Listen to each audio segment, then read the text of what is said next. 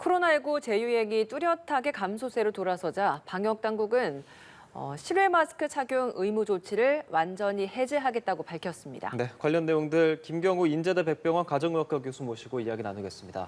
어서 오십시오. 네, 안녕하세요. 예, 일단 코로나19 상황 짚어보겠습니다. 오늘 신규 확진자 29,108명, 한 주 전보다 22,000여 명 감소했고 위중증 환자는 399명, 사망자 수 68명. 확실하게 좀 감소세로 접어들었다고 봐도 되겠죠, 교수님? 네, 말씀하신 것처럼 지난주 신규 확진자 수 자체는 그 전주에 비해서 한 20% 정도 감소한 것으로 보고되고 있고 우리가 이제 처음 유행 시작할 때 6월 중순부터 서서히 증가해서 우리가 혹시 주 단위로 2배씩 증가하는 더블링 얘기를 많이 들으셨을 텐데 그때에서 뚜렷한 증가세가 8월 말 들어서 이제 감염제 생산 지수가 1 이하로 감소세를 시작했고 또 많은 좀 우려가 있었던 추석 연휴까지 지나서 계속 감소세가 이어지는 것으로 판단해서 정부에서도 이제 감소세로 접어들었다 이렇게 발표는 했는데요.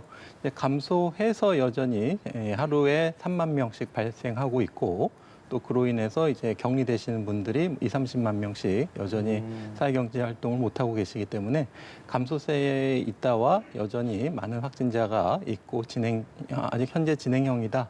이렇게 좀 조심스럽게 봐야 될 것 같습니다. 네. 이런 상황에서 오늘 중앙재난안전대책본부에서 실외 마스크 의무 조치를 완전 해제했습니다.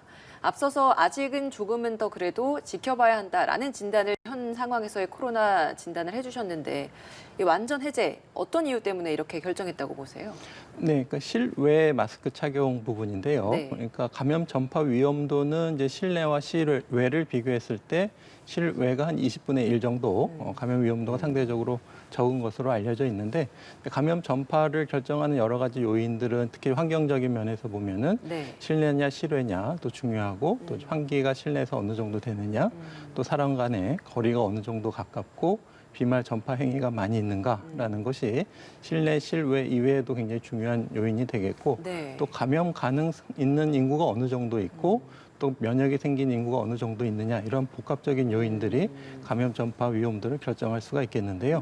실외 마스크 착용 같은 경우에는 이미 좀 어느 정도 거리 유지가 가능한 경우에는 이제 의무화가 해제가 된 바가 있고 하지만 여전히 사람들이 많이 모이고 가까이 모이고 또 구호나 함성을 지르는 뭐 집회라든지 뭐 스포츠 관람 이런 데서는 여전히 마스크 착용이 의무화가 되어 있던 것이 해제가 됐는데요.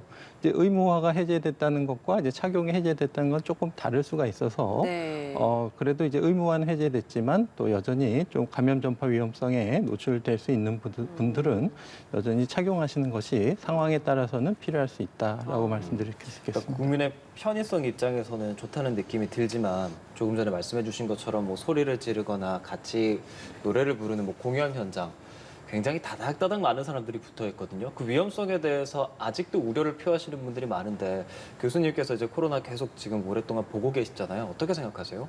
네, 일단은 감염 전파 위험이 전혀 없는 것이 아니고 어느 정도 전파 위험이 있는데 우리가 코로나 초창기 같은 경우에는 백신이나 치료제가 없기 때문에 유일하게 방어할 수 있는 것이 사회적인 거리두기 또 아니면 신체적 물리적인 거리두기. 그러니까 아예 대면 접촉을 안 하시거나 대면 접촉을 하더라도 마스크 착용과 거리두기 또 증상이 있으신 분들은 대면 접촉을 안 하고 이러한 수단들을 많이 적용해 왔는데 우리가 이제 효과적인 백신과 치료제가 개발됐고 또 하지만 또 바이러스는 또 변이를 거듭해서 면역 회피력과 또 전파력이 더 높아졌기 때문에 우리가 치료제와 백신을 병행하면서 여전히 어느 정도 거리두기, 특히 이제 신체적인 거리두기는 여전히 중요하다고 할 수가 있겠는데요.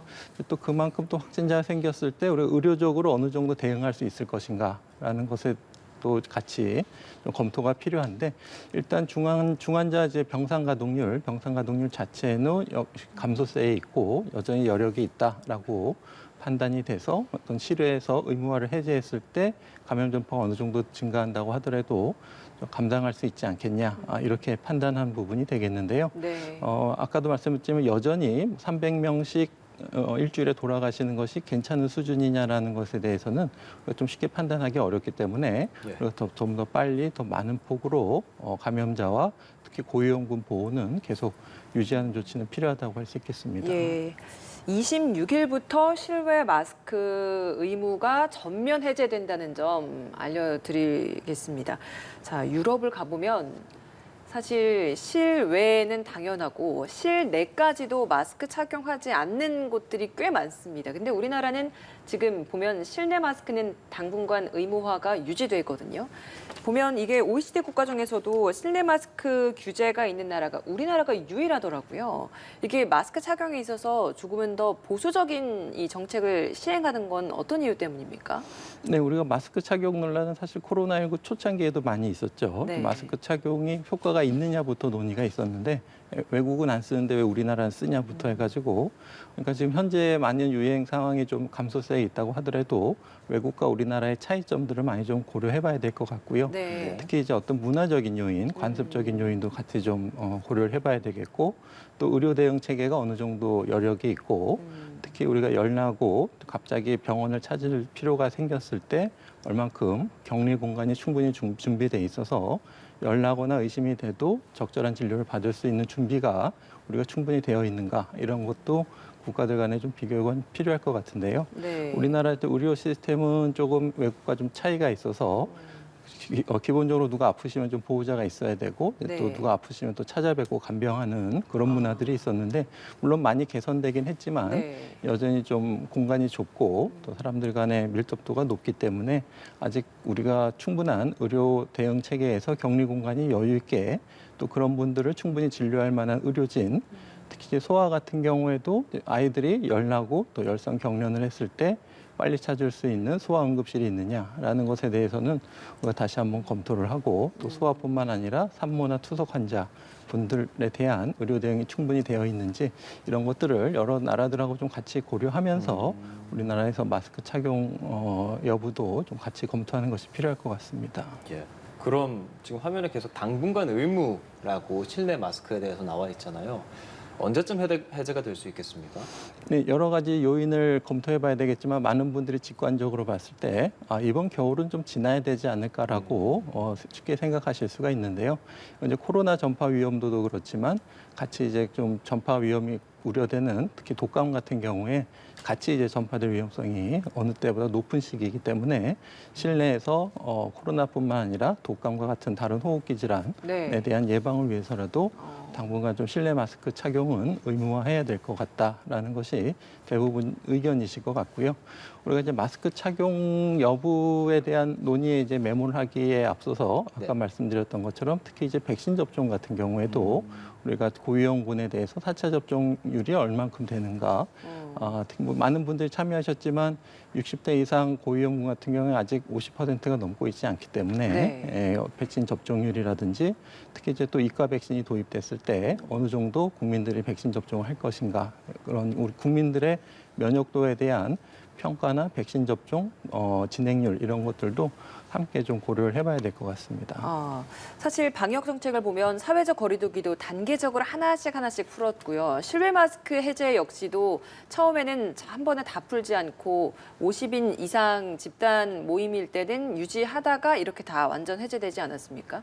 실내 마스크 역시도 그러면 좀 단계적으로 하나씩 풀어갈 가능성이 높을 것 같아서 그러면 가장 먼저 해제가 될 수 있는 집단이나 어떤 장소라고 할까요? 그런 것들은 어떤 것이 될 것 같고 가장 마지막까지 최고로 보루로 남겨둬야 될 부분은 어디라고 보시는지 궁금합니다. 네, 아무래도 후반부터 말씀드리면은 고령의 어르신, 또 기저질환자, 면역저하자들이 많이 계시는 곳, 네. 그러니까 요양원, 요양시설뿐만 아니라 또 병원 같은 데도 그런 분들이 많이 오시고 암 환자들도 많이 계시고 그렇기 때문에 특히 이제 의료기관에서는 뭐 실내 마스크 착용은 철저하게 계속 유지가 돼야 될 것 같고요. 네. 그다음에 말씀하신 것처럼 어디부터 좀 풀어도 될 것인가라는 것들은 좀 국민적인 합의가 필요할 텐데 일단 기본적으로 충분한 면역도가 있는 상태, 그러니까 충분한 예방 접종을 하고 지금 기대되는 오미크론 맞춤 백신을 어느 정도 했을 때 감염 전파 위험도가 있을 것인가.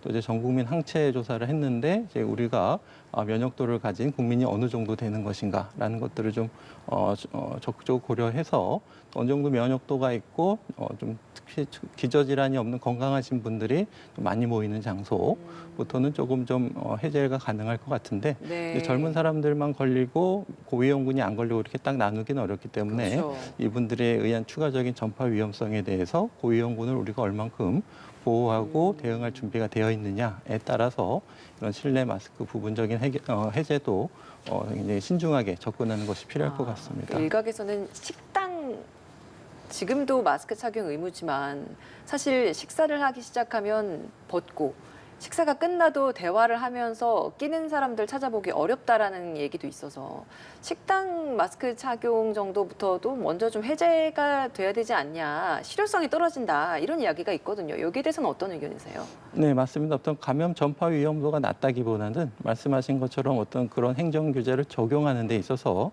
행정적인 실효성이 떨어지기 때문에 좀 사문화된 경향이 있는데 네. 어떤 때는 이제 착용을 하는 것이 착용을 해도 되는 시점인지 아닌지 좀 구별하기가 어렵기 때문에 네. 실효성이 떨어지기 때문에 아마 좀 해제를 논의할 수가 있겠는데, 그러니까 의무 착용은 좀 해제를 할 수 있겠지만 여전히 식당이나 카페에서 또 좀 식사를 안 하시는 동안에는 좀 대화를 하실 때는 좀 마스크를 착용하는 것을 권고한다든지 또 아니면 시설별로 어떤 그런 방침을 좀 다르게 자율적으로 적용하고 또 이용하시는 분들도 좀 알아서 선택적으로 할 수 있는 그런 것들을 도입해 본다든지 해서 전혀 감염 위험도가 낮은 건 아니지만 실효성 때문에 어쩔 수 없이 좀 적용하기 어려운 부분이 있을 수 있다고 생각합니다. 네, 현실적으로 쉽지 않은 문제인 것 같습니다.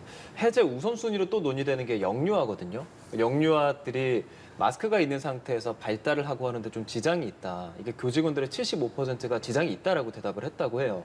그래서 먼저 좀 해제를 할까라고 하다가도 사실 그 어린 분들이 접종을 아직 맞지 않은 경우가 많아서 그 부분에 대한 걱정도 좀 됩니다. 어떻게 생각하고 계세요? 맞습니다. 마스크를 착용했을 때 어떤 불이익, 말씀하신 것처럼 언어나 사회적인 발달에 문제가 있지 않을까.